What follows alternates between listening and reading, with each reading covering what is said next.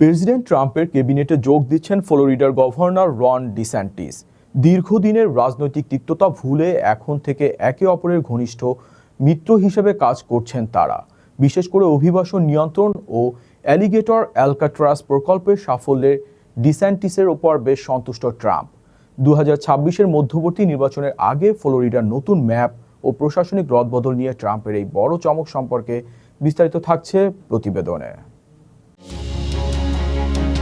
যুক্তরাষ্ট্রের রাজনীতিতে আবারও আলোচনায় দুই হেভিওয়েট নেতা, প্রেসিডেন্ট ডোনাল্ড ট্রাম্প এবং ফ্লোরিডার গভর্নর রন ডিস্যান্টিস। একসময় যারা একে অপরের ঘোর বিরোধী ছিলেন, এখন তারা কাজ করছেন একই লক্ষ্য নিয়ে। সম্প্রতি প্রেসিডেন্ট ট্রাম্প ইঙ্গিত দিয়েছেন যে আগামী বছর তিনি ডিস্যান্টিসকে তার মন্ত্রিসভার কোনো শীর্ষ পদে নিয়োগ দিতে পারেন।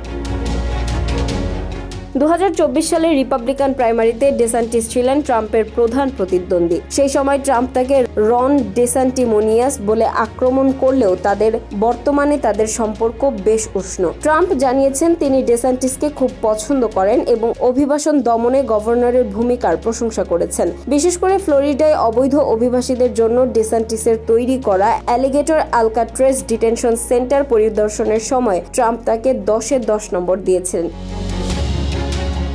বর্তমানে ডিস্যান্টিস ট্রাম্পের অন্যতম বিশ্বস্ত সহযোগী হিসেবে কাজ করছেন। ফ্লোরিডায় ট্রাম্পের নামে রাস্তা ও বিমানবন্দরের নামকরণ থেকে শুরু করে কংগ্রেসের রিপাবলিকানদের আসন বাড়ানোর জন্য নতুন নির্বাচনী ম্যাপ তৈরিতেও তিনি অগ্রণী ভূমিকা পালন করছেন। ট্রাম্পের মন্ত্রিসভায় সম্প্রতি অ্যাটর্নি জেনারেল এবং শ্রম সচিবের পদ শূন্য হয়েছে। শোনা যাচ্ছে ডিস্যান্টিস নিজেই প্রতিরক্ষা সচিব বা অ্যাটর্নি জেনারেল হওয়ার আগ্রহ প্রকাশ করেছেন।